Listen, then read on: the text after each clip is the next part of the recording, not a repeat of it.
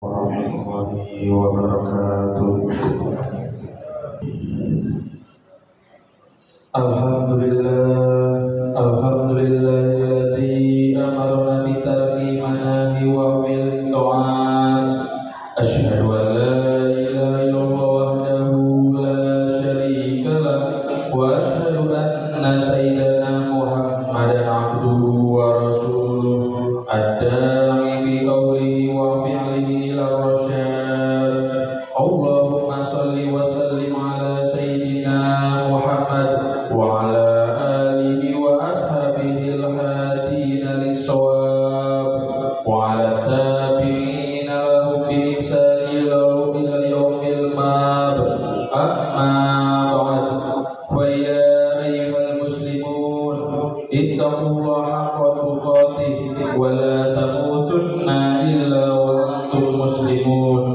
Faqad qala Allah ta'ala fi kitabihil karim, a'udzu billahi minasy syaithanir rajim. Bismillahirrahmanirrahim. Ya ayyuhallazina amanu taqullaha haqqa tuqatih wa la tamutunna illa wa antum muslimun. Jamaah salat Jumat rahimakumullah. Mengawali khutbah ini, tidak bosan-bosannya khatib mengajak kepada diri khatib pribadi dan seluruh jamaah sekalian untuk senantiasa bersyukur kepada Allah Subhanahu wa taala atas segala anugerah nikmat yang kita terima dalam kehidupan ini.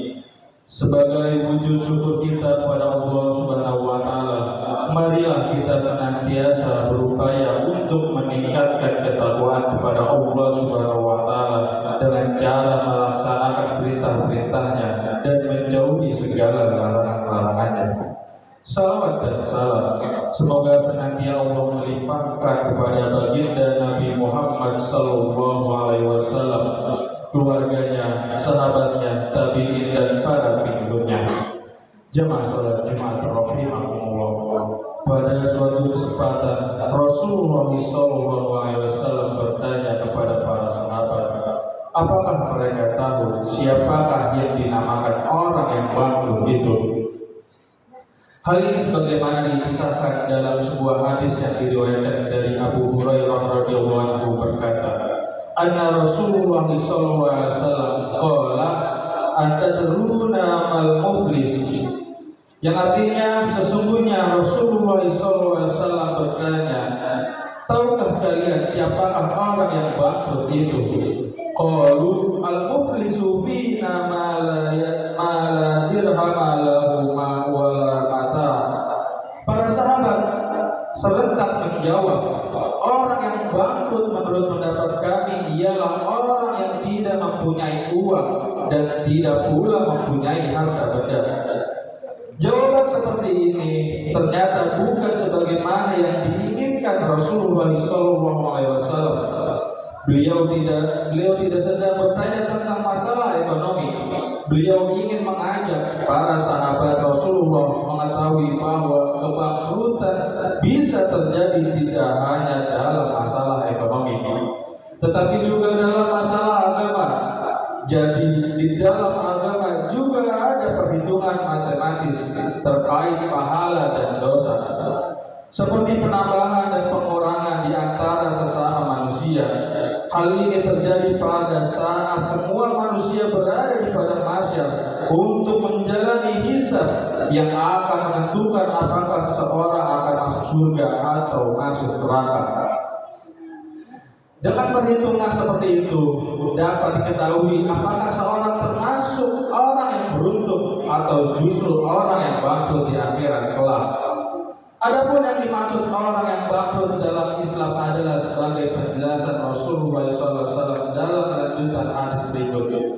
Faqala innal muflisa min ummati ya'ti yawmal qiyamah bis-sholati was-shaumi waz-zakati wa ya'ti qad satama hadha wa qadama hadha wa akala mala hadha wa samaka damal hadha wa darra hadha wa yu'ti hadha min hasanati wa hadha min hasanatihi fa in fatiyat hasanatuhu qabla an yaqdama alaihi alaih ukhidha min khatayahum fatulihat alaihi thumma turiha finnar, yang artinya Nabi SAW bersabda menjelaskan, sesungguhnya orang yang bangkrut dari umatku ialah mereka yang datang pada hari kiamat dengan membawa bekal pahala amalan kebaikan dari sholat, puasa, dan zakat, dan ada yang lain. Hanya saja mereka dahulu saat di dunia pernah melakukan kezoliman dengan mencaci maki orang lain, menuduh orang lain, memakan harta orang lain, dan menumpahkan darah orang lain serta memukul orang lain. Maka pahala amal kebaikan yang melakukan kezoliman tersebut diberikan kepada orang yang dizolimi itu. Apabila pahala amal baik orang yang menzolimi telah habis sebelum kezolimannya terlunasi, maka diambillah balasan dosa yang dizolimi itu dan diberikan kepada orang yang menzolimi. Setelah itu orang yang menzolimi dilempar ke dalam neraka. Hadis riwayat Muslim. Setiap orang yang beriman mendapatkan pahala dari ibadah-ibadah yang mereka lakukan semasa hidupnya, seperti sholat, puasa, zakat.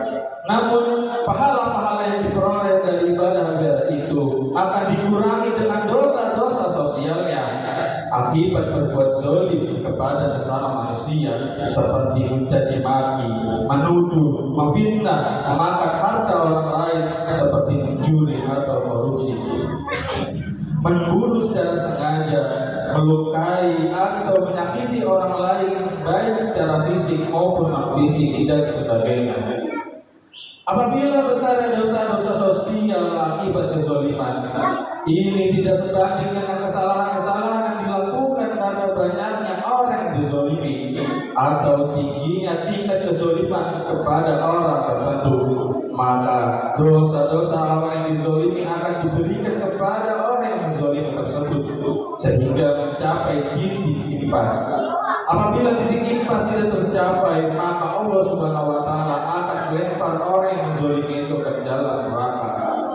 Orang seperti inilah yang dinamakan orang yang bangkrut dalam Islam, sebagaimana penjelasan Rasulullah SAW dalam hadis di atas. Kezaliman manusia terhadap manusia lainnya pada dasarnya merupakan urusan manusia karena termasuk wilayah muamalah. Namun demikian, Allah tidak membiarkannya sehingga orang yang melakukan kezaliman menyelesaikan masalahnya, misalnya dengan kompensasi tertentu atau meminta maaf kepada orang yang dizalimi secara semasa hidupnya. Apabila hal ini tidak dilakukan hingga masing-masing meninggal dunia, maka Allah akan memperhitungkan di akhirat kelak. Oleh karena itu, melakukan kezaliman terhadap sesama manusia bukanlah persoalan sepele, karena urusannya bisa sampai ke akhirat. Allah perhatikan dan memperhitungkan setiap kezaliman seperti itu, sebagaimana disebutkan dalam sebuah hadis marfu yang diriwayatkan dari Anas bin Malik radhiyallahu anhu sebagai berikut: wa amma zulmul ladzi la yatrukuhu Allahu fadzulmul ibad ba'dihim ba'dan hatta yudabbiru li ba'dihim min ba'd. Adapun kezaliman yang tidak akan dibiarkan oleh Allah Subhanahu wa Ta'ala adalah kezaliman manusia atas manusia lainnya hingga mereka menyelesaikan urusannya. Karena itulah, siapapun hendaknya bersikap hati-hati kepada orang lain dengan menjaga lisan, tangan, dan anggota badan lainnya agar terhindar dari dosa-dosa sosial akibat berbuat zalim kepada mereka. Syekh Abdullah bin Alawi Al-Haddad dalam kitabnya menjelaskan bahwa di antara hal-hal yang sangat diperhitungkan oleh Allah Subhanahu wa Ta'ala pada hari kiamat adalah perbuatan zalim manusia terhadap manusia lainnya. Ia menyampaikan, ketahuilah bahwa di antara perkara besar dan sangat diperhitungkan pada hari kiamat adalah perbuatan zalim terhadap sesama manusia. Karena hal ini merupakan kezaliman yang tidak akan dibiarkan oleh Allah Subhanahu wa Ta'ala. Oleh karena itu, jika kita benar-benar sayang kepada diri sendiri, maka di antara hal yang harus kita lakukan dalam rangka mencegah kebangkrutan amal adalah menjaga agar pahala dari ibadah yang kita lakukan tidak ludes habis disebabkan oleh dosa-dosa sosial yang kita lakukan. Karena memang pahala-pahala dari berbagai ibadah seperti sholat, puasa, haji, dan bahkan zakat sekalipun belum cukup menjadi bekal kita di akhirat sampai ada kepastian bahwa orang lain selamat dari kesalahan kita.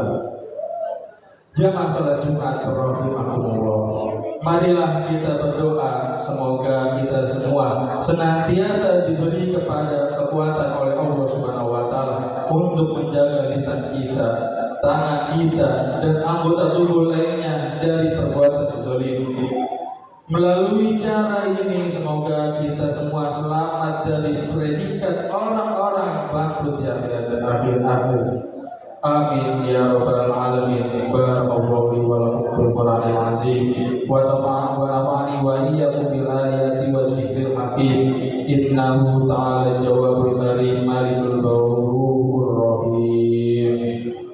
Allahumma shalli ala sayyidina Muhammad wa ala ali sayyidina Muhammad.